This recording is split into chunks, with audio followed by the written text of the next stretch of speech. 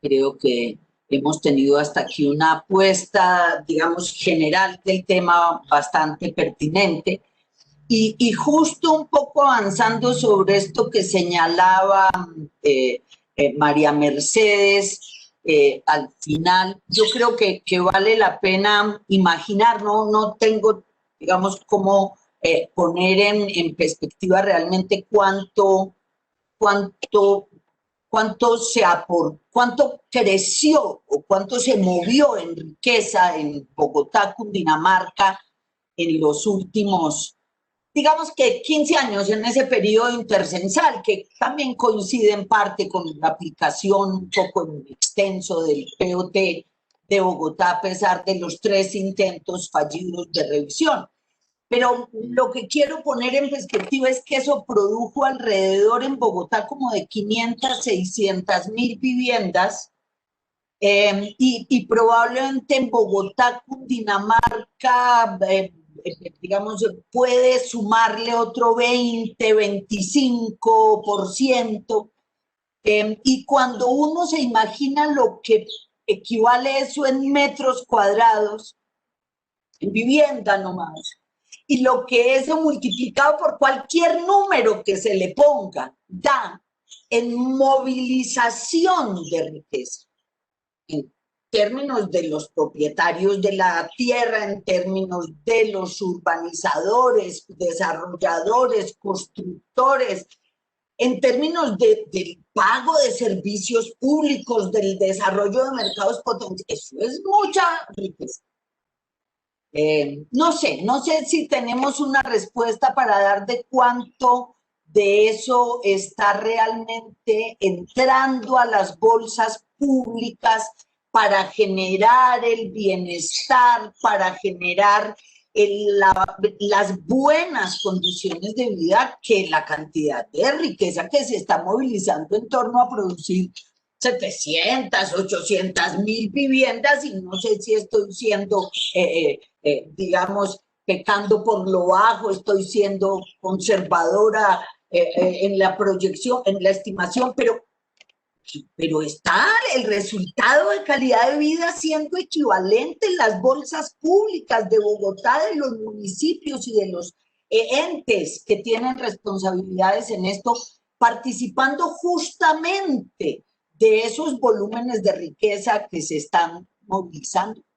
Yo me temo que la respuesta todavía habría que dejarla con los interrogantes, pero arriesgaría a decir, no, estamos muy por debajo. Y estamos muy por debajo, básicamente, pienso yo, por 3 cosas.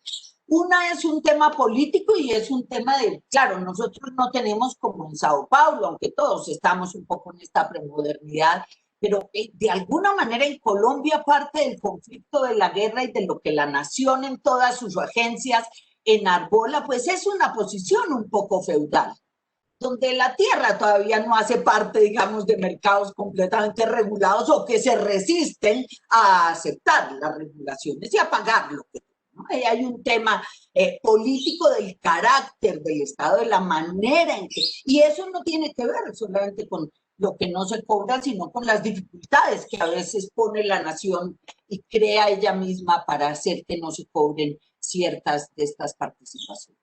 Lo segundo tiene que ver con la capacidad institucional de las entidades. ¿Realmente hay o no la capacidad para usar unos abanicos de instrumentos, unas posibilidades que hay ya que están? Porque la plata está, no es falta de plata, no es falta de masa, de riqueza lo que hay aquí para ir por ella, sino dificultad política para que dejen llegar, y segundo, una capacidad realmente técnica para hacerlo. Y tercero, pues hay una posibilidad, realmente hay la capacidad institucional para el buen diseño de proyectos y la asignación, porque si no logramos que lo invertido realmente se transforme en mejores condiciones de vida, de generación de riqueza, de desarrollo económico, pues tampoco tenemos de dónde seguir sacando. Así que en este contexto hay nuestros invitados, que son el profesor Libardo García, director del área metropolitana de Barranquilla, Anthony Nobel, el director de Servicios Generales del Área Metropolitana de Barcelona, Pablo López, coordinador de Ciudades con Futuro de la CAF, y María Mercedes Maldonado, profesora, docente del Lincoln, investigadora del Instituto Lincoln, y pues una de las, sin duda, participantes más directa en toda esta construcción que se ha hecho en Bogotá y en Cundinamarca de estos temas. Con ellos cuatro, entonces, las preguntas van como en ese orden, desde la experiencia de ustedes, desde lo que han visto, ¿qué lecciones nos pueden compartir para retomar para esa estructura que hay que armar ahora para la región metropolitana, que permita obtener su financiación de una manera legítima, suficiente, de una manera sostenible, de manera que su acción realmente pueda impactar el presente y la construcción del futuro regional? Y en segundo lugar, ¿cómo hacer para que esa financiación no se vuelva y esa definición de la nueva, del esquema de financiación no sea un problema más de gobernabilidad, no sea ahora una pelea y una rebatiña por recursos, sino que se pueda hacer realmente en un esquema de gana-gana? ¿Qué experiencias hay que nos puedan compartir, enriquecer esta reflexión? Y entonces, pues, si me lo permiten, y siendo además un día de mujeres, creo que María Mercedes tiene casi que ganado ese comienzo. Así que, María Mercedes, apreciada, adelante. Me tomaste de sorpresa, Carmela, porque quería oír las experiencias de otras regiones del país y del planeta. Pero bueno, digamos, continuando con la discusión que viene, es muy importante este foro porque en el primer borrador, que obviamente como primer borrador que ha circulado del proyecto de ley orgánica de la región metropolitana, uno siente dos vacíos, se sienten dos vacíos, el del ordenamiento territorial y el de la financiación todavía es muy débil. Obviamente no quiero criticarlo porque un primer borrador que se lanza para la discusión siempre tiene ese margen de pues simplemente abrir a la discusión. Entonces, nosotros en Colombia tenemos una experiencia exitosa de área metropolitana en el tema de financiación, que es el área metropolitana del Valle de Aburrá, que no es por el diseño legal, sino fue porque el área metropolitana ganó en tribunales demostrar que era una autoridad ambiental urbana, similares a los centros urbanos mayores de 1 millón de habitantes, y obtuvo el porcentaje de participación en el predial de Medellín, en los otros municipios, o no sé, creo que solo de Medellín, o la sobretasa ambiental, como también se le conoce, y tuvo recursos. Pero fue, vuelvo y digo, porque a alguien se le ocurrió que podía plantear una controversia judicial y la ganó. Y eso le ha permitido a Medellín hacer inversiones desde un punto de vista metropolitano y incentivar la asociación entre los municipios. Pero eso no puede estar sujeto a accidentes como ese. ¿Cuál es el diseño? Entonces hay dos alternativas. Una que depende también del tipo de región metropolitana que queremos y que depende de también los ámbitos espaciales. Ayer estuvimos en un taller hablando de eso. No puede ser todo Cundinamarca, hay que trabajar en ámbitos distintos y el principal problema que tenemos que resolver es el de la región más inmediatamente incidida por Bogotá. Entonces, pues yo he recomendado que se trabaje dentro de esa región distintos ámbitos espaciales porque hay problemas distintos y capacidades distintas actuales y por construir. Entonces, mirando eso también, el tema de la financiación, habría dos opciones. Una, otorgarle fuentes directas a la región metropolitana del abanico de las ya existentes. Dos, que la región metropolitana operara como un mecanismo para fortalecer la capacidad de gestión municipal y así mejorar la articulación también de proyectos conjuntos con financiaciones conjuntas.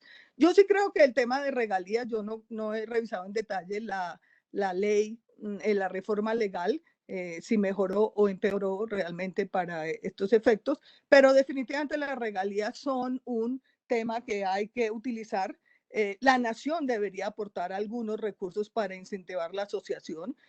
Yo creo que hay falta meter más a la nación en el debate y las propias territoriales.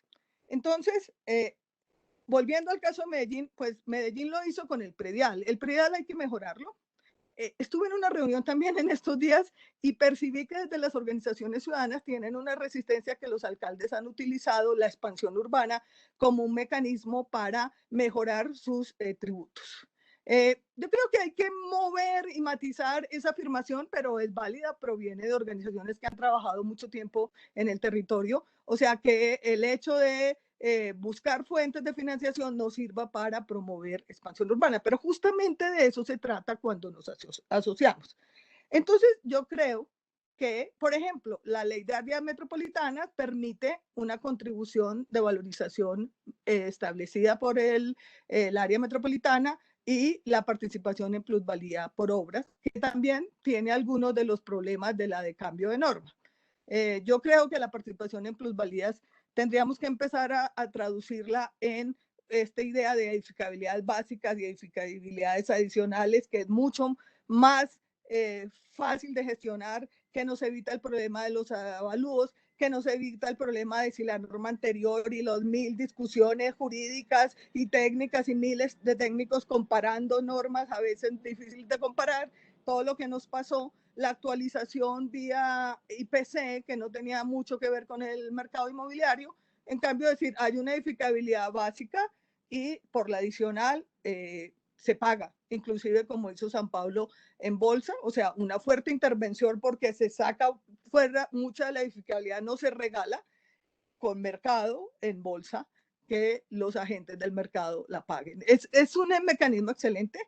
Yo creo que esta ley metropolitana obviamente no tiene que resolver los problemas de la 388, pero podía asignarle un instrumento así como un laboratorio en esta región donde, como tú lo has dicho, Carmenza, se produce buena parte de la riqueza inmobiliaria de este país o de las plusvalías o rentas urbanas de este país. Entonces, una idea, yo no quiero decir cuál sería, es fortalecemos a los municipios o de una vez le damos a la región esas competencias. Asignárselo no quiere decir obligarla a aplicar. Quedaría sujeta a aprobaciones dentro de la Junta Metropolitana, pero quedan las herramientas, y yo pensaría que todas las herramientas, las obligaciones urbanísticas, las edificabilidades básicas y adicionales. Porque uno de los temas cruciales en la región es la implantación de un transporte férreo. De verdad, un transporte férreo con capacidad que podría pensar en esa ciudad que muchos, en esa región que muchos pensamos, descentralizada en centros urbanos acotados, medianos, pequeños, no una dispersión en todo el territorio. Entonces, ¿cómo financiarlo? Con captura de plusvalía. Ahí lo tenemos, Colombia tiene un gran avance en eso, como dijo Martín, tenemos muchas bases, tenemos que afinar a veces cosas que son casi de detalle, pues de detalles importantes, pero ahí está. Entonces, por ejemplo, operaciones urbanas, porque yo siento que no es una oficina de proyectos lo que necesitamos para enfrentar los problemas. Entonces, pensar en operaciones urbanas legadas a ese transporte, ya va a haber 2 trenes regionales con algunas críticas, pero vamos avanzando ahí y hacerlo. Y hay otro tema que también hay preocupaciones desde las organizaciones ciudadanas que están trabajando el tema, y es cómo proteger los suelos rurales. Entonces, la actualización del catastro, todos de acuerdo. En eso sería la primera tarea de una región metropolitana, una cierta integración de las tarifas, pero también cómo proteger los territorios rurales que la urbanización dispersa o suburbanización está destruyendo. No quiero decir que es no crecimiento en la sabana, pero un crecimiento tiene que ser distinto, no puede ser el que hay ahora, al que había hasta ahora con una fuerte destrucción ambiental y de territorios rurales. Entonces, también esa es una tarea de cómo pensar, porque a veces los prediales ahí sí que incorporan en las bases catastrales, sobre todo los catastros, estos temas más de expectativas, es una discusión gruesa, interesante, inclusive en Bogotá también, de cómo hacerlo. Y los otros mecanismos definitivamente de financiación de proyectos. También el de protección ambiental, o sea, a veces hay unos temas importantes de transferencia de parte de esa edificabilidad que se asigna de manera onerosa y no gratuita, o que se vende, si lo queremos llamar de manera más descarnada, para asegurar las áreas protegidas más importantes dentro de la región, por ejemplo, mecanismos a veces, pues no las rurales porque no nos alcanzarían, pero las de borde, que tienen muchas presiones.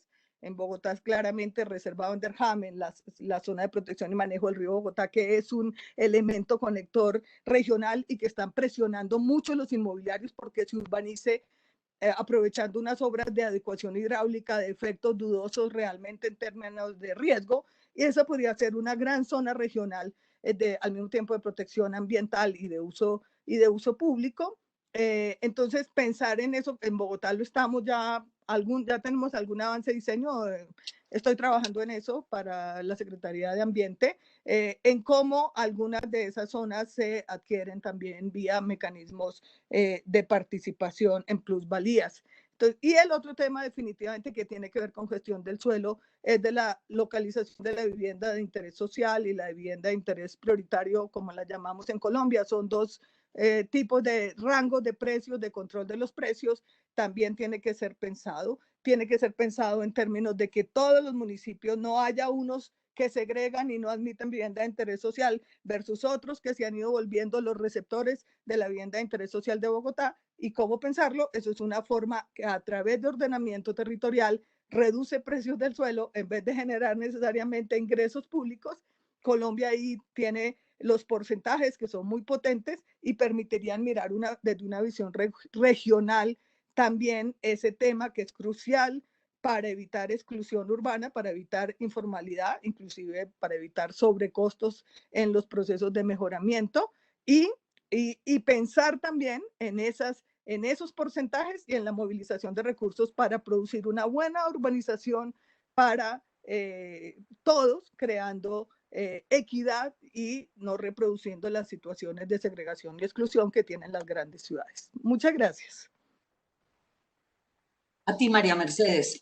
Realmente creo que estamos de acuerdo en que la tarea, uno es la actualización de catastro, esa tarea desde muchos puntos de vista crea una oportunidad de mostrar realmente la capacidad de construir esa regla común, por lo menos de tener ese mapa común y compartirlo y sobre esa base empezar, como dices, a aplicar instrumentos que no es tanto volverlos a inventar, hay muchos que ya están, habrá que mejorar, pero sobre todo a tener la voluntad política de usarlos. Creo que hay lecciones que la misma región ha aprendido y tiene Bogotá y Dinamarca y los municipios vecinos tienen evidencias suficientes de los potenciales que hay en torno a esto y de la necesidad, por supuesto, de ponerlo en marcha. No hay cómo hacer una mejor región si no se participa mejor de la riqueza que esta misma región tiene. Muy bien. Muchas gracias, María Mercedes. Ahora le daremos la palabra a Anthony Noveles.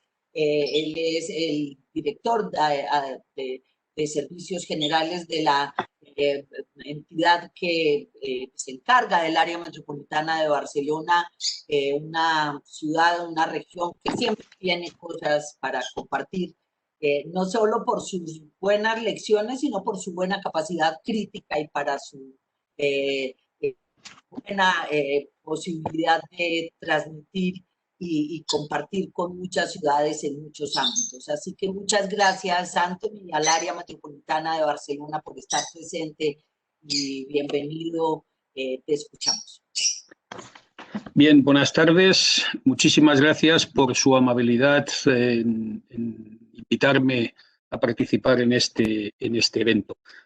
A la vez, disculparme porque conozco muy poco sobre su realidad metropolitana, la realidad metropolitana de Bogotá y Cundinamarca. Así que yo he decidido hacerles comentarios acerca de algunos aspectos que me parecen que a lo largo de los años y de la experiencia me parecen importantes en el momento de plantearse un modelo de financiación y unos instrumentos de financiación para poder abordar con eficacia y eficiencia los servicios públicos o el modelo de servicios públicos que tenemos.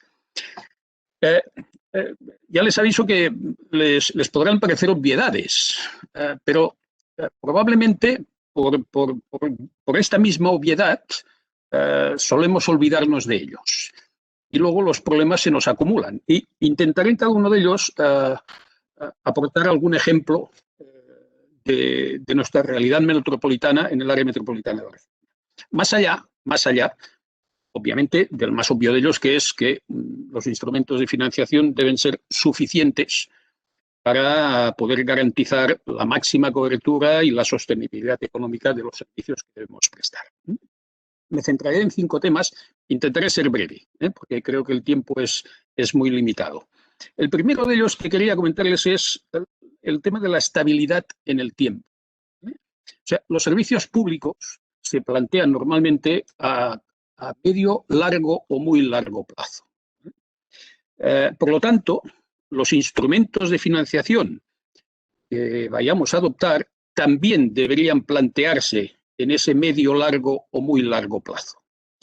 Me refiero, sobre todo, y les pondré algún ejemplo, en los acuerdos de financiación que establecemos, que dependen anualmente de las decisiones de otras instancias de gobierno, ¿vale?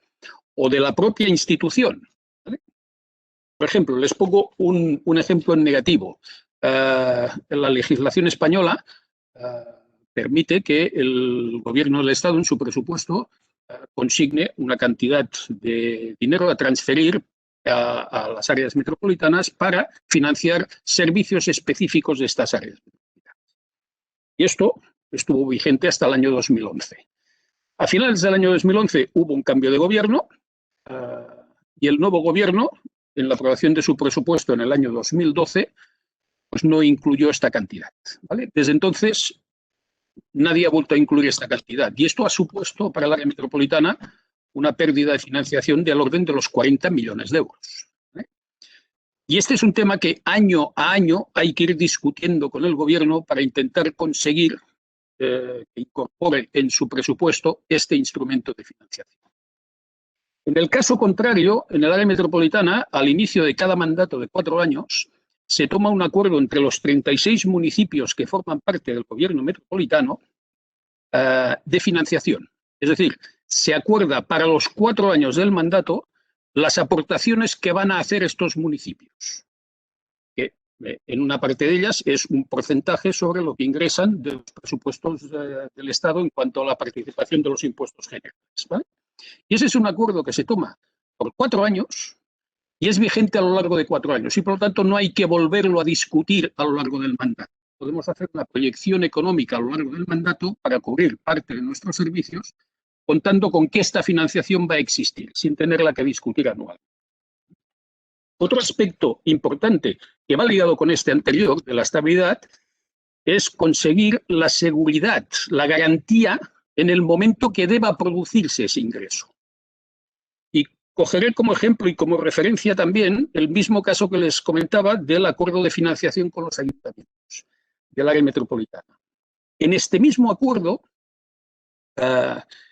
también se acuerda la forma en cómo se va a transferir este dinero. No solo las cantidades, sino la forma en que se va a transferir. Y en ese momento se acuerda que los ayuntamientos es un dinero, la participación en los impuestos del Estado es un dinero que transfiere el Estado a los ayuntamientos a través de la Generalitat de Cataluña.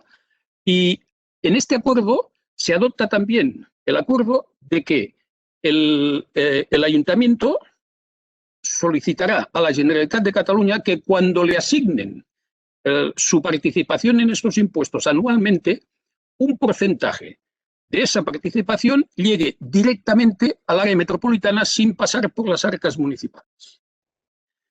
Por lo tanto, con ese mecanismo conseguimos que cuando el Estado libera el pago de esta financiación, no dependemos ya de ninguna decisión en el seno del Consejo Municipal para que se nos transfiera aquel porcentaje que ya hemos acordado que se nos debería transferir, sino que es un proceso automático, ¿vale? Y por lo tanto, conseguimos no solo la estabilidad durante todo el mandato de este mecanismo de financiación, sino la garantía y la seguridad de que ese dinero va a llegar en el momento en que debe llegar. El tercer aspecto que les quería comentar es la necesidad, obviamente, de que exista una sincronización con la evolución del gasto. Y aquí debo decirles que todos pecamos de lo mismo, nosotros también. Una vez se establecen los mecanismos de financiación, una vez conocemos ya cómo vamos a financiar los servicios, luego anualmente el coste de estos servicios va evolucionando. Y hay que ir adaptando, hay que ir incorporando esa evolución de los costes, que en muchas ocasiones supone unos incrementos. Si no hemos sincronizado el mecanismo de financiación de manera que el incremento en los costes que se nos vayan a producir por el incremento de coste de la vida o por lo que sea, porque nos aparece una administración superior que establece un canon por estos servicios que hay que pagarle, etcétera, si no establecemos la sincronía entre la evolución del ingreso y la evolución del gasto a lo largo del tiempo, nos vamos a encontrar con decisiones, por ejemplo, muy típicas, sobre todo al final de los mandatos.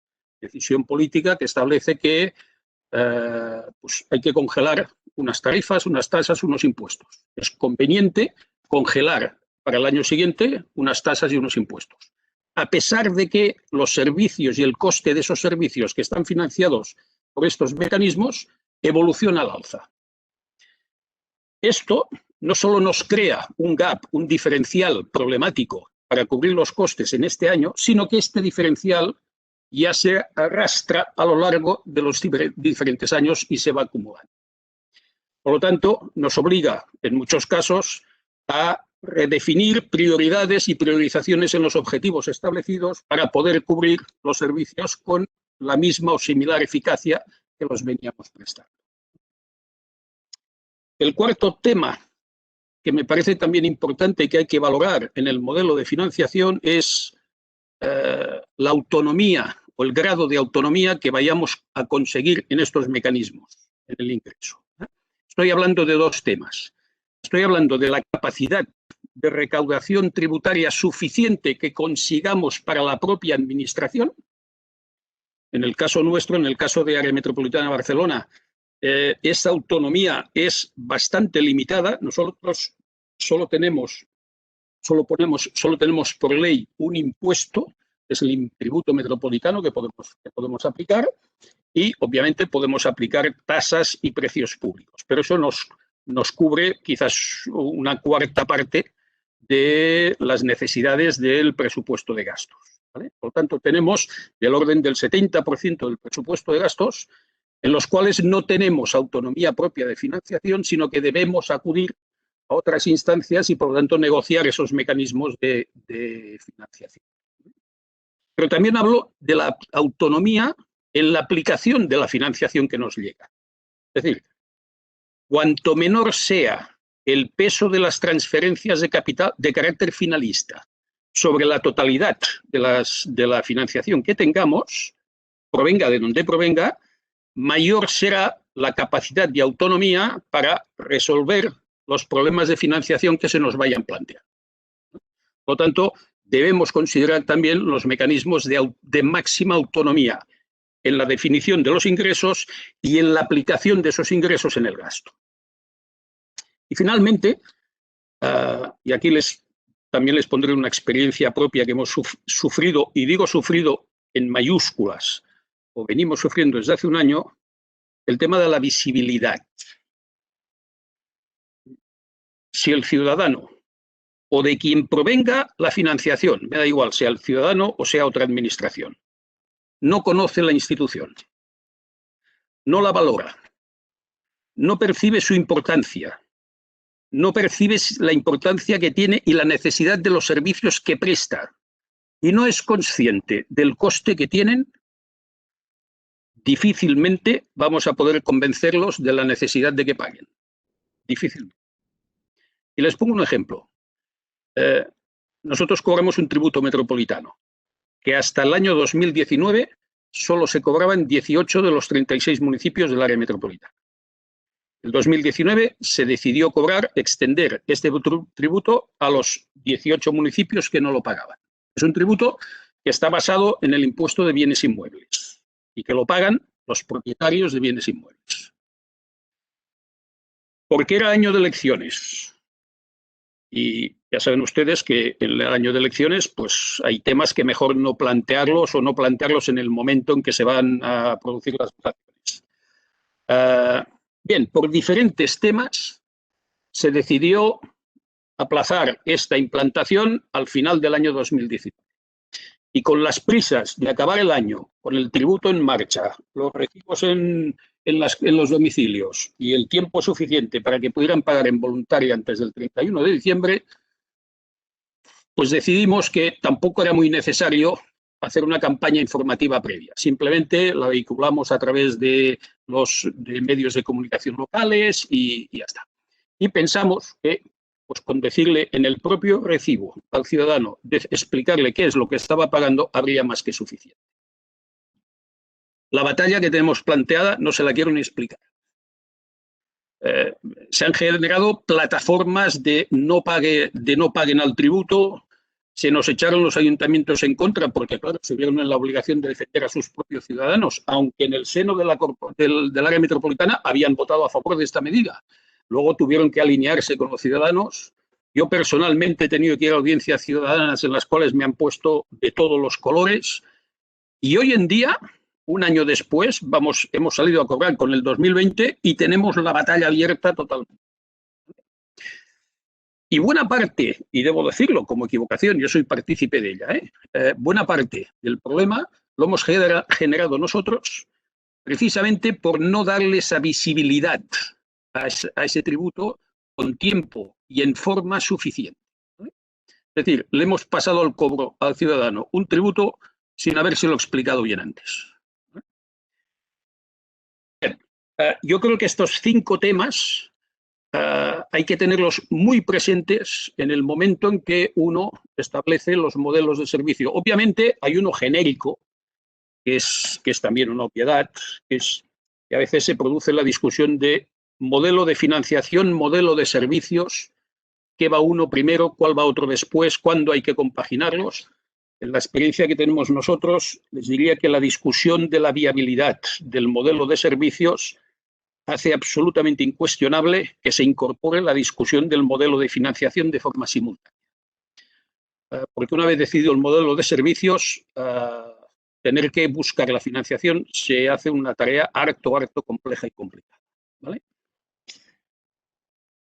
Dicho esto, me quedaría solo una intervención más en el segundo aspecto, que iría más en cómo la financiación puede afectar a esos nuevos modos de gobernanza que se están implantando, a esta nueva manera de gobernar.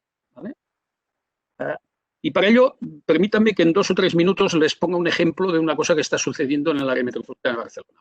Nosotros tenemos una experiencia de muchos años en la construcción de vivienda pública, que es una de las políticas base hoy en día en todas las ciudades y también en el área metropolitana.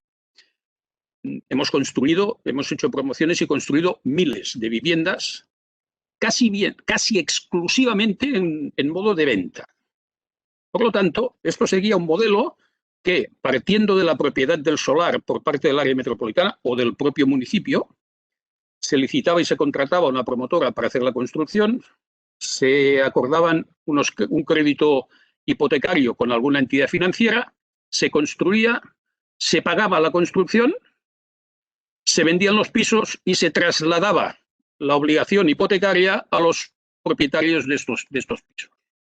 Y dijéramos que en un periodo más o menos corto de tiempo, hacíamos la promoción, la construíamos, la vendíamos y la financiábamos. Y no suponía ningún esfuerzo de financiación para la propia institución. A consecuencia de la crisis económica, penúltima, porque ahora estamos ya en otra, a consecuencia de la penúltima crisis económica, el modelo en el tema de la vivienda ha cambiado. Y ha cambiado hacia el alquiler. Y ahora lo que hay que hacer son promociones de viviendas de alquiler social. Y esto tiene un funcionamiento muy distinto que la promoción de viviendas por venta. Esto significa que se necesita una financiación que no se va a recuperar en muchos años a través de los alquileres de estas viviendas. Y ni el área metropolitana ni los ayuntamientos tenemos esa capacidad de financiar. ¿Y entonces qué hacemos? La gente quiere alquilar y nosotros no podemos construir alquiler. No tenemos capacidad financiera para poder hacer. Bueno, lo que hemos hecho es una especie de sociedad con el Ayuntamiento de Barcelona. En este momento, 50% de cada uno, área metropolitana, Ayuntamiento de Barcelona. Y esta sociedad ha puesto en marcha un concurso, en este momento está en marcha, se está valorando las ofertas, un concurso para incorporar un socio privado. En el momento que se incorpore ese socio privado más o menos tendrá la mitad de esta sociedad y la otra mitad estará en manos de la administración pública a medias entre el Ayuntamiento de Barcelona y área metropolitana. ¿Y cómo va a funcionar esto financieramente? Bien, pues las instituciones públicas socias de esta sociedad vamos a aportar el suelo y la empresa privada va a aportar el capital para poder hacer las promociones. De manera que con el dinero del sector privado y el suelo del sector público vamos a construir viviendas sociales de alquiler, las vamos a alquilar y esa misma sociedad se va a encargar de gestionar esos alquileres a lo largo del tiempo. Por lo tanto, vean ustedes que hemos utilizado un nuevo modelo de gobernar, un nuevo modelo de hacer política social para convertir el modelo de financiación. No es la primera vez que lo hacemos, lo hemos hecho también en el ciclo integral del agua. El caso que les contaba de la vivienda es el caso más actual que tenemos, pero hace unos años creamos una empresa mixta, una sociedad de capital mixto, pública-privada, en la cual ofrecemos todo el servicio del ciclo integral del agua. Nosotros tenemos un 15%, una empresa privada tiene un 70% y una entidad financiera el otro 15%. En esa sociedad nosotros integramos un servicio que teníamos propio de saneamiento, en todos los temas del saneamiento. Por lo tanto, vemos que estas nuevas formas de gobernar que incluyen la incorporación de actores sociales, la incorporación de empresas privadas, vamos pasando, no podemos extenderlo a todos los servicios, obviamente, ¿no? Pero vamos pasando de un modelo de financiación en el cual nosotros tenemos el dinero, contratamos un servicio y lo pagamos, a un externo, un tercero tiene el dinero, nosotros entre los dos nos integramos para que entre los dos conjuntamente gestionemos ese servicio. ¿De acuerdo? Bueno, hasta aquí lo que abierto obviamente a cualquier... Digo que es que me habían dado un tiempo limitado, entonces abierto a cualquier comentario, pregunta o cualquier reflexión que quieran hacer. Muchas gracias. Muchas gracias. Nos compartes una experiencia sin duda que señala puntos muy relevantes desde esa necesidad de pensar en cuánto es suficiente para prestar qué, hasta esta de las nuevas maneras de gobernar, no solamente considerando a la gente cuando le van a tocar su bolsillo, sino también como socia, ¿no? En tanto ciudadanía y en tanto empresas y de capital para poder en realidad construir unas ciudades y unas regiones cada vez más complejas y que cada vez demandan servicios de mantenimientos más costosos, ¿no? Porque la parte fuerte de construir las grandes infraestructuras, equipamientos, quizás se va avanzando, pero después el mantenimiento, la operación, la actualización de las grandes infraestructuras y equipamiento son tareas pendientes en las ciudades y en sus regiones y áreas metropolitanas. Creo que ahí tus lecciones en esos 5 puntos son muy relevantes. Muchas gracias. Ahora Gracias. invito a Pablo López. Pablo es en este momento la persona encargada en la CAF, en la Corporación Andina de Fomento, el Banco de Desarrollo de América Latina, del programa Ciudades del Futuro. Pablo tiene un largo camino trabajando con ciudades, creo que se ha movido realmente entre un buen número de nuestras ciudades, regiones, área metropolitana, conoce la diversidad, sobre todo de América del Sur, y creo que en ese sentido tu participación también va a ser muy interesante para que nos cuentes cómo ves desde allí de la CAF, de tu experiencia ya larga y de tu diversidad de contactos con todos los actores de la financiación del desarrollo, en este caso territorial, las oportunidades para estos nuevos esquemas de región. Bienvenido, Pablo, y gracias por acompañarnos. Muchísimas gracias, Carmenza, y muchísimas gracias por la invitación para participar de este panel y del evento en general, que me parece sumamente interesante. Y yo, bueno, pensaba a partir de las preguntas que planteabas en el inicio del panel, ¿qué podríamos aportar nosotros en esta discusión? Y creo que por ahí me gustaría empezar sobre qué hacemos nosotros como Banco de Desarrollo, ¿no? Sobre todo, ¿qué financiamos y a quiénes financiamos? Yo creo que eso podría también aportar algunos elementos a la hora de pensar cómo eso puede decantar en un área metropolitana como potencial sujeto de crédito, ¿no?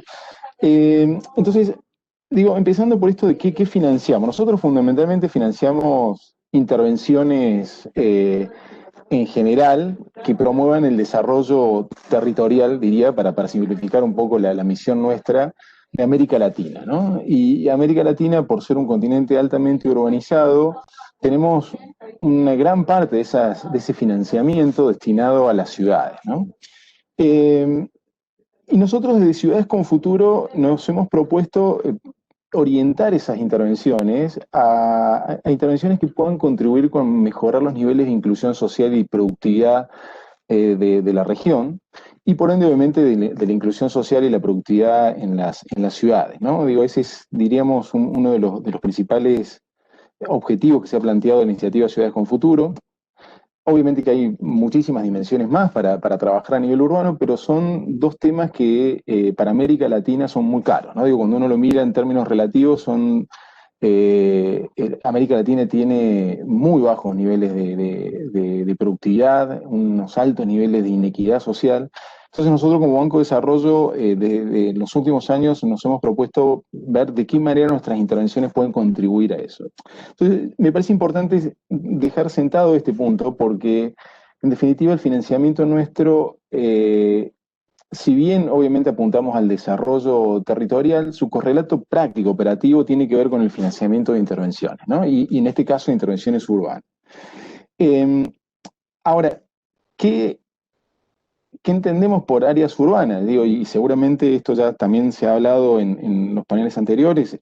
La región nuestra no reconoce los límites de las ciudades. Seguramente ustedes han visto estos famosos mapas de luz nocturna, donde se ven todas las áreas iluminadas, digo, que no distingue límites de ciudades. Digo, y eso nos está mostrando que las economías urbanas exceden los límites jurisdiccionales que se establecen en las normativas, etcétera. Entonces, digo, si nosotros queremos solucionar estos problemas de inequidad social, necesitamos tener unidades territoriales más productivas que generen más ingresos y que puedan distribuirse esos ingresos de manera más equitativa en los territorios. Creo que es la manera que nosotros pensamos que podemos atacar de manera estructural estos grandes problemas de exclusión social en la región, ¿no? Entonces, cuando nosotros vemos en América Latina, uno ve las ciudades de más de 1 millón de habitantes, casi el 50% de esa muestra atraviesa al menos 12 ciudades, ¿no? O sea, es imposible pensar en una única jurisdicción como ciudad. Solamente de esa muestra, 3 ciudades en la región abarcan únicamente el municipio, ¿no? Que está definido jurisdiccionalmente, que bueno, es Ciudad Juárez, Tijuana en México y Maracaibo en Venezuela, pero la mayoría de las ciudades tienen muchos municipios alrededor, con lo cual, cuando uno piensa este tema de la productividad, o desde la economía urbana este balance que tiene que haber entre aglomeración y costos de congestión para poder tener economías cada vez más competitivas, más productivas, y por ende que generen más ingresos y que podamos distribuir esos ingresos de manera más justa en la sociedad, necesariamente tenemos que hablar de áreas metropolitanas. Ahora, bien, ¿cómo el problema, digo, para nosotros, y ahí ya hablo como banco, digo, cuando definimos estas intervenciones necesarias para que estas aglomeraciones sean más productivas y más inclusivas, eh, ¿cómo financiarlas, ¿no? Bueno, y ahí CAF tiene distintos instrumentos, y ahí me parece que vale la pena por ahí rescatarse más en lo que cualquier banco comercial buscaría. Nosotros somos un banco de desarrollo, pero digo, ahí hay una parte que opera como banco comercial, y que tiene que ver cómo aseguramos el repago de ese financiamiento, ¿no? Entonces, yo diría que esa es la pregunta, ¿no? ¿Cómo asegurar ese repago del instrumento financiero que ponemos a disposición? Y no tanto, en todo caso, cuál es la conformación jurídica de ese sujeto de crédito. Obviamente que eso importa, pero, digo, pensado de esa manera nos permite ser como muy flexibles a la hora de pensar propuestas, ¿no? Nosotros, obviamente, como lo tienen otros multilaterales, tenemos operaciones, préstamos de largo plazo, préstamos que generalmente van a los gobiernos nacionales, y muchos de esos préstamos son transferidos a gobiernos subnacionales. Tenemos préstamos directos a gobiernos subnacionales con garantías soberanas, digo, esos son probablemente los instrumentos más comunes.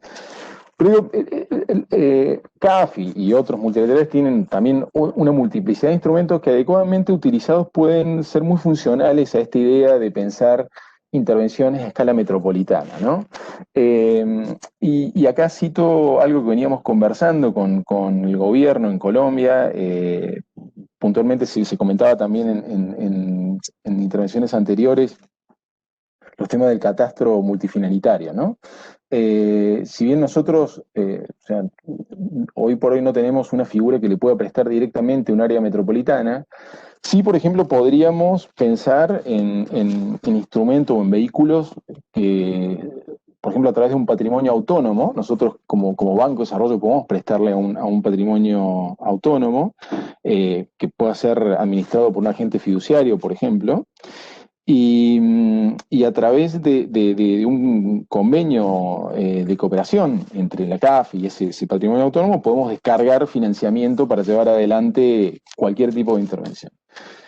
¿Y qué intervenciones? En realidad ahí puede ser un menú muy amplio. Nosotros, en esta idea de pensar este balance adecuado entre los costos de congestión y los beneficios que dan las aglomeraciones, creemos que hay intervenciones por ahí a lo mejor que tienen más impacto que otras.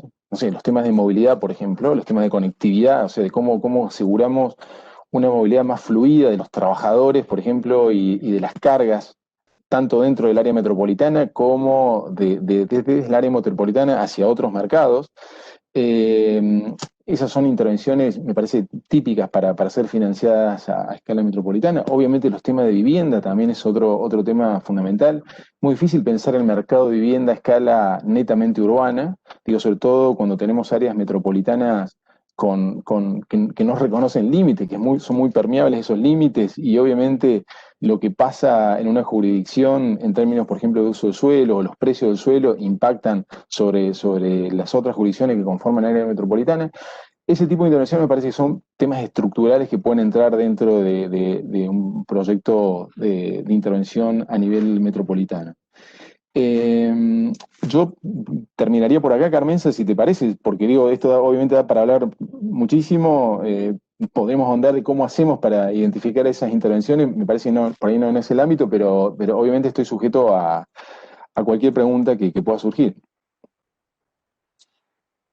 Gracias, Pablo. Yo te preguntaría algo porque creo que tu mirada sobre la capacidad institucional que has encontrado, digamos, hasta aquí, si nos pudieras decir qué capacidad ves, si es suficiente o no en las entidades que conoces, o por dónde suelen estar como los vacíos más fuertes de digamos, de los interlocutores territoriales en estos temas.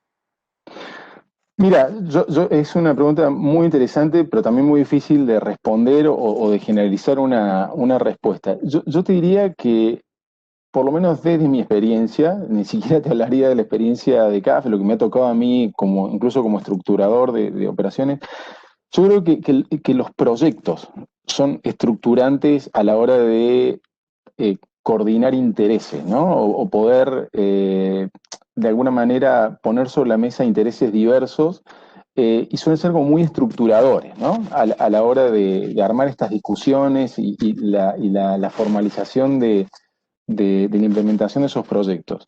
Nosotros nos hemos encontrado con experiencias muy diversas, experiencias donde muchas veces se acusaba de que los diferentes lineamientos políticos impedían esa coordinación que excedía una jurisdicción en particular, y donde nos hemos encontrado que cuando ese alineamiento político se ha dado, lo mismo las dificultades seguían estando, ¿no? Entonces, yo creo que es clave poder consensuar un norte, ¿no? Una orientación de desarrollo de esa área. Por eso, por ahí a lo mejor, a riesgo de simplificar y a la vez de ser muy generales, este día de inclusión y productividad nosotros creemos que orienta o que ayuda a estructurar mucho ese norte, y poder identificar intervenciones estratégicas rápidamente puede ayudar a poner en marcha, ¿no? Ese plan de desarrollo. Eh, y el otro tema que creo también clave, es el tema del involucramiento ciudadano, o sea, de la participación de la ciudadanía. O sea, muchas veces estas instancias quedan por ahí opacadas por la cantidad de reglas, o se pone mucho esfuerzo en todo el andamiaje institucional, y por ahí obviando este involucramiento de la ciudadanía en la apropiación de justamente estas unidades territoriales, ¿no? Esto que se decía recién, poder hacer entender para qué están, ¿no? Cuáles son los beneficios que tenemos a la hora de pensar una unidad que excede lo que conozco tradicionalmente como ciudad. Y ahí también nosotros hemos visto en proyectos muy complejos, por ejemplo, proyectos de vivienda, sobre todo de vivienda social, las diferencias en la efectividad cuando hemos tenido proyectos en que ha participado la ciudadanía, tanto en el diseño como en la implementación, o incluso en la adjudicación de esas viviendas, a proyectos que han nacido básicamente desde una instancia estatal, y básicamente se ha planteado la venta o el alquiler de esas propiedades, ¿no? Entonces, yo creo te diría que sintéticamente me parece que es importante tener ese norte, es importante poder tener un par de proyectos claves estratégicos consensuados no solamente con el ámbito institucional, político a nivel de área metropolitana, sino también con la ciudadanía. Yo creo que eso es fundamental. Muchas gracias, Pablo. Muy amable. En este momento debería pasarle la palabra a Libardo, pero no sé por qué se nos habrá desconectado por alguna razón. Si alguien me ayuda a ver qué le pasaría a Libardo, que en este momento debería tomar la palabra después de las presentaciones de María Mercedes, Anthony, Pablo y Eduardo. Era nuestro cuarto panelista, quien es el encargado, Eduardo García, el encargado el director del área metropolitana de Barranquilla. No sé si Sergio, bueno. Sí, hola Carmenza, tenía problemas de conexión. Libardo se conectó, pero por alguna razón se volvió a desconectar. Entonces, no sé si quieres podemos como dar una segunda ronda de comentarios o a los panelistas si quieren comentar algo o dar un poquito más de detalle sobre lo que dijeron, o si quieres hacer una pregunta, no sé. Sí, pues en principio creo que sí podríamos pensar en que nuestros tres panelistas, María Mercedes, Pablo y Anthony, hagan, digamos, algún comentario sobre las otras presentaciones, o que complementen su propia presentación. Y si en algún momento vemos que se logra conocer, se logra conectar Libardo, pues suspendemos para que él pueda hacer su intervención. Muy bien, entonces le daría la palabra a María Mercedes para que nos complementara y un poco enriqueciera la conversación hasta aquí con su mirada sobre sus colegas de panel. Ella lo quería hacer, de hecho, quería hablar después del grupo, así que bueno, ahora ya la complacimos. Gracias de nuevo, Carmenza. No, pues quería resaltar algunas cosas de, por ejemplo, lo que nos presentaron del área metropolitana, no sé si se llame así en Barcelona, ahí empieza a ver uno realmente mecanismos de concertación fuertes y las dificultades, pero también las ventajas de esos mecanismos. Creo que eso es muy importante, no para decir, podríamos aplicar igual en la región metropolitana de la Sabana. Yo sigo pensando sobre todo en la necesidad de empezar a construir mecanismos para esa región más acotada.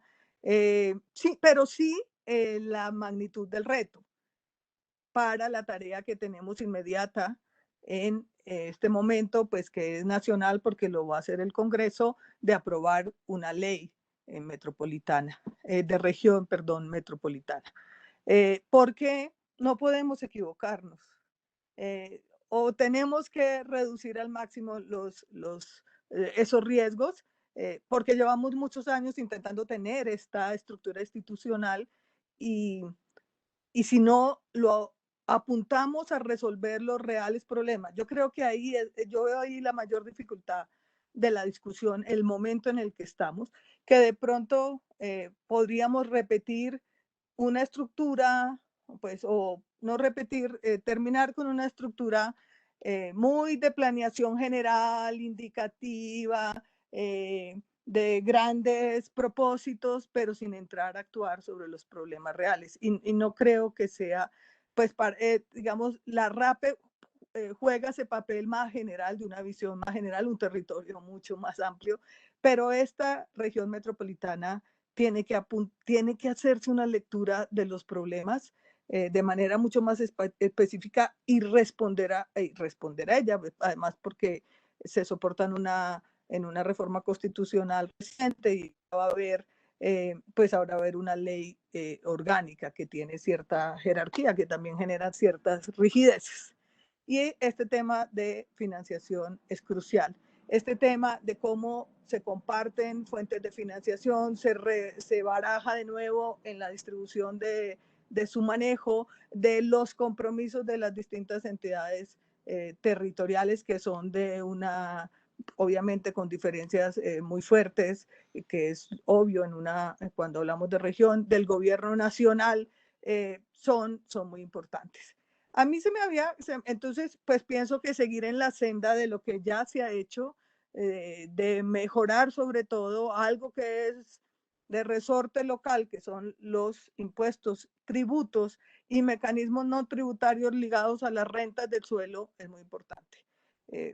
Los analistas han dicho, todavía a mí me parece que hay muchas incertidumbres, pero por ejemplo, la localización después del COVID, la localización de la vivienda de las personas con capacidad de pago y mayor capacidad de decisión va a presionar sobre la región.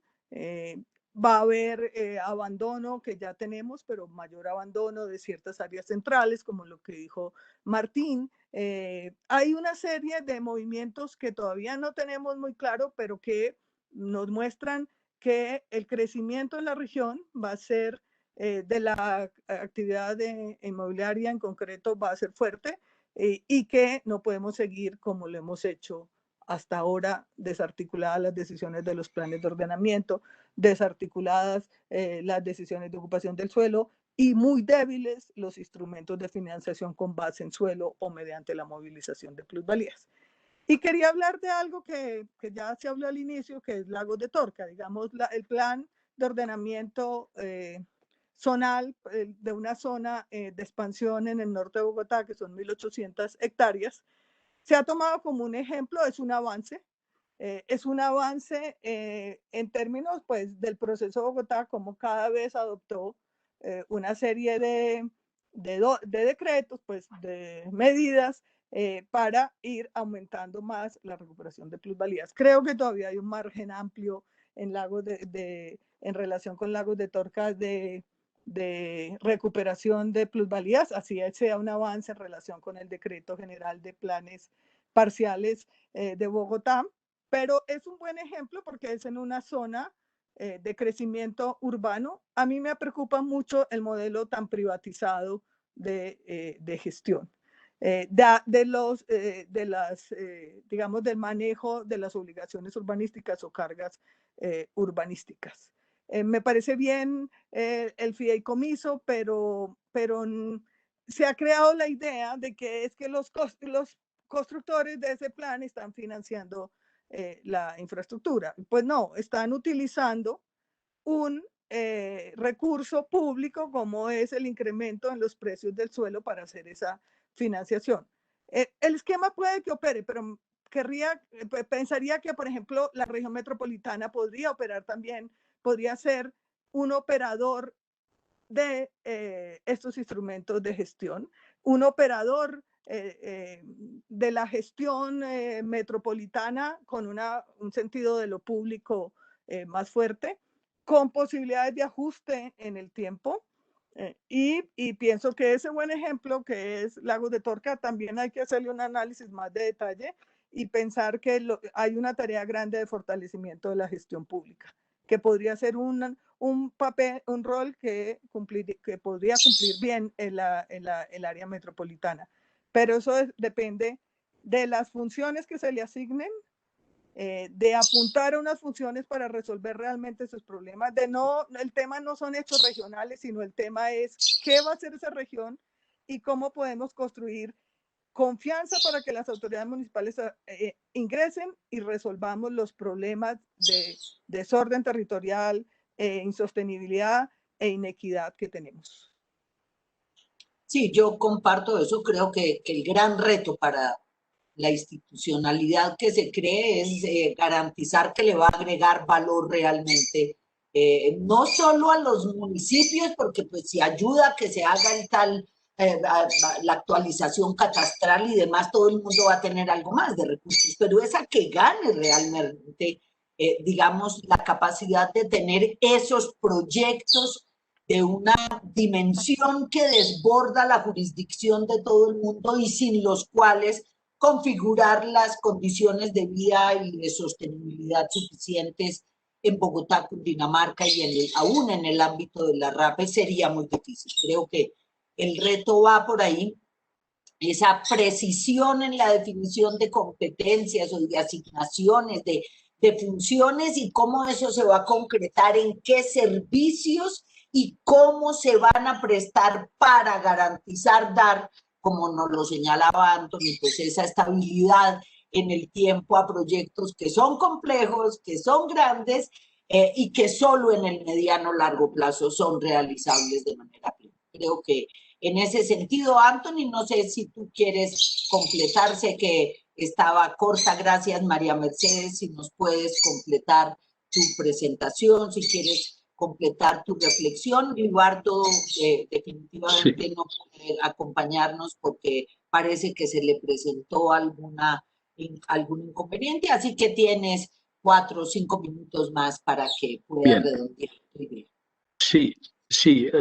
A colación con lo que estabais comentando, yo quería hacer un poco de reflexión sobre 2 temas en concreto. Uno que va ligado al aspecto competencial. Es decir, cuando creamos un área metropolitana, una región metropolitana, estamos añadiendo un nuevo nivel en la administración. Ya existe una administración sobre esa zona, o más de una. Existe una administración estatal con toda seguridad, existe una administración municipal con toda seguridad, y hasta ese momento, quien sea ya ha estado ejerciendo unas competencias en este ámbito. Por lo tanto, el hecho de crear una nueva administración en ese mismo ámbito tiene que tener un objetivo muy claro, que es el de crear un valor añadido a lo que hay.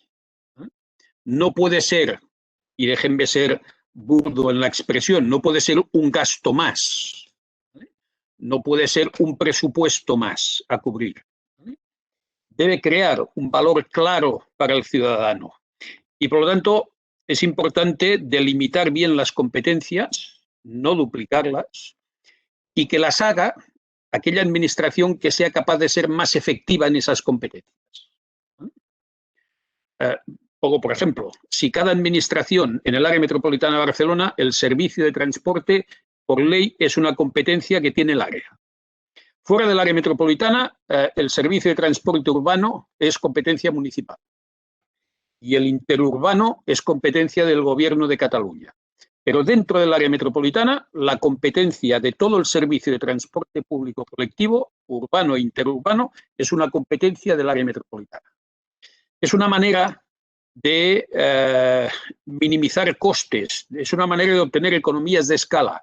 Si cada ayuntamiento, cada municipio tiene que gestionarse su propio transporte público, va a ser menos eficiente que desde una administración supramunicipal, de carácter local pero supramunicipal, gestione el conjunto de transporte de los municipios y además las interacciones de transporte que existan entre ellos o que deban existir entre ellos. Nosotros en este ámbito conseguimos ser más eficientes y ser más eficaces que cada uno de los municipios si tuviera que gestionarse su propio municipio. Y conseguimos también, o podemos conseguir, o podemos tener acceso a una mejor financiación de estos servicios que va a incidir claramente en la mejora y en la calidad de estos servicios. La segunda, por lo tanto, definir bien el nivel competencial yo creo que es básico, ¿vale? Y en ese nivel competencial también va a ser importante establecer los límites, no solo los límites competenciales, sino los límites geográficos. Es decir, ¿quién va a formar parte de esa área metropolitana o de esa región metropolitana? El segundo tema que quería comentarles, que es un tema que genera problemas en el área metropolitana, es precisamente cuando las dos instituciones ejercen competencias sobre el mismo tema. Y ya que hablábamos antes del catastro y de los inmuebles, en el área metropolitana el catastro o el impuesto sobre los bienes inmuebles es un impuesto que es municipal, es de gestión municipal. Y el tributo metropolitano, que se calcula en base al valor que tienen estos inmuebles, al valor catastral, es una competencia metropolitana. ¿Y qué sucede? Que cada municipio ha hecho su revisión catastral, su actualización de valores en momentos distintos del tiempo y con criterios distintos. Por lo tanto, viviendas similares que a lo mejor están a un lado y a otro lado de la misma calle tienen valores catastrales diferentes. Eso cuando se trata del impuesto municipal no pasa nada. Cada municipio pues cobra su impuesto y tiene sus márgenes. Pero cuando estamos hablando del tributo metropolitano, que se aplica y se debe aplicar por ley de la misma manera en todos los municipios, estamos cobrándole diferente tributo a personas que tienen inmuebles que tienen el mismo valor y que incluso están uno frente a otro. Y eso está generando un problema tremendo. Y está generando un problema en los 18 municipios que ya lo venían pagando desde el año 92. El problema se empezó en el 92 y terminó en el 2003, en el 2005, para que se hagan una idea, con las asociaciones vecinales, etcétera, etcétera. Y en los 18 municipios que hemos incorporado el año 2019, el problema empezó en el 2019. Y no sé decirles en qué año o en qué década se va a terminar. Porque es muy injusto tener un vecino en la acera de enfrente que paga la mitad que tú por un piso o por una vivienda que a lo mejor es mucho mejor que la tuya. pero que en la actualización de valores de su municipio, pues la última se hizo hace 20 años y el tuyo la ha hecho hace 2 años. Pero cuidado, que cuando se propone una revisión catastral conjunta para aplicar los mismos valores y criterios en los 36 municipios, ni un solo municipio quiere hacerlo. Ni uno solo quiere hacerlo, porque no es su problema. Es un problema del área metropolitana, ¿vale? No le repercute a ellos el problema, sino que repercute en el tributo del área metropolitana. Y eso es imposible de gestionar de forma cómoda y sencilla, ¿eh? Se lo aseguro que es un problema imposible. Por tanto, no solo es definir bien las competencias de cada uno, sino ver también en qué ámbito se aplican. Y sobre todo, cuando se solapan, intentar buscar mecanismos que ayuden a solucionar estos problemas. Muy claro, suficientemente ilustrativo, creo que esa es la gran pregunta, ¿no? ¿Cómo construir ese interés común para movilizar los municipios que están cómodos en su situación, pero que no es suficiente para poder responder por un entorno regional que tiene otra dimensión y requiere una cierta uniformidad en reglas tan fundamentales como las catastrales? Muy bien, Pablo. Muchas gracias, Anthony, por tu complemento. Pablo, quedan 3 minutos y quisiéramos... No, bueno, gracias, Carmenza. No tengo mucho más que agregar. Yo, por ahí, en todo caso, insistir, para nosotros, porque, pensando un poco en la temática del panel y de nuestro rol como Banco de Desarrollo, repetir esto, o sea, el financiamiento para nosotros de proyectos vinculados a un área metropolitana tiene que ver más que nada con la posibilidad de ver qué instrumento se genera para, en todo caso, para asegurar el repago de ese crédito. Y ahí hay distintas posibilidades, como les mencionaba. Yo sí, también me parece, digo, escuchando a mis compañeros de panel,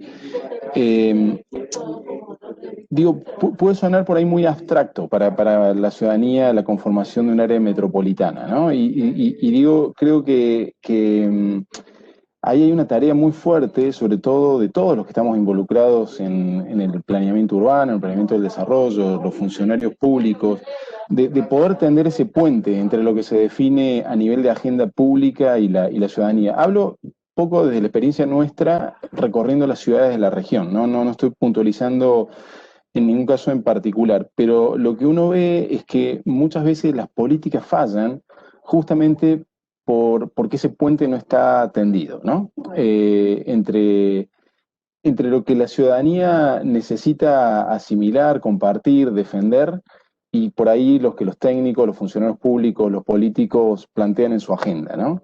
Entonces, creo que para mí esa es una discusión fundacional, ¿no? Después del arreglo institucional que viene después, podemos discutirlo y que incluso creo que se facilita si ese puente está tendido, ¿no? Y simplemente me gustaría insistir con eso. Tengo varios ejemplos para contarle y probablemente en otra instancia lo podríamos hacer, pero, y finalmente el otro punto, esto que yo decía del norte, ¿no? Se necesita entender muy bien cómo funcionan las dinámicas socioeconómicas, cuáles son las motivaciones de los individuos, de las familias para asentarse donde se asientan, de buscar moverse como se mueven. Digo, yo creo que eso, ahí tenemos también un déficit importante en la región, de ese entendimiento de las dinámicas urbanas para ver cuál es la manera más inteligente de intervenir sobre eso, ¿no? Creo que solemos pecar por ahí con diagnósticos muy superficiales o con rápidamente ir a la redacción de planes de ordenamiento que por ahí muchas veces se repiten en cuanto a medidas que se copian de otros lugares, etcétera, pero yo creo que tenemos una tarea pendiente y es una comprensión mucho más a fondo de las dinámicas sociales y económicas en las ciudades y en las áreas metropolitanas para poder entender mucho mejor de qué manera intervenir sobre ellas, ¿no? Muy bien, muchas gracias, Pablo, tienes razón. si no está el norte claro y si la ciudadanía no sabe ni para qué se están armando más entidades, difícilmente estas tareas van a ser sostenibles. Creo que eso es muy claro. En un anterior foro también llegábamos a esa conclusión. Si algo necesitan estas iniciativas es pueblo, gente convencida que esto le es relevante, le sirve, tiene trascendencia para su futuro y en ese mismo sentido lo quiera respaldar, apoyar y mantener, porque también sabemos que una vez que se crean las entidades, acabarlas es difícil y la ciudadanía es la que tendrá que mantenerlas a perpetuidad. Muy bien, María Mercedes, Anthony, Pablo, muchas gracias por el panel. Creo que aprendimos muchísimo con ustedes. Este es un tema central y creo que estuvo muy bien tratado. Creo que para todos fue una buena conversación. Muchas gracias por su participación y un buen resto de mañana y de tarde para ti, Anthony, y nos veremos pronto. Ahora le paso la palabra a Edgar. A ustedes, María Muchas gracias. Un placer y a su disposición en el futuro. Muchas gracias. Muchas gracias. Adiós. Gracias.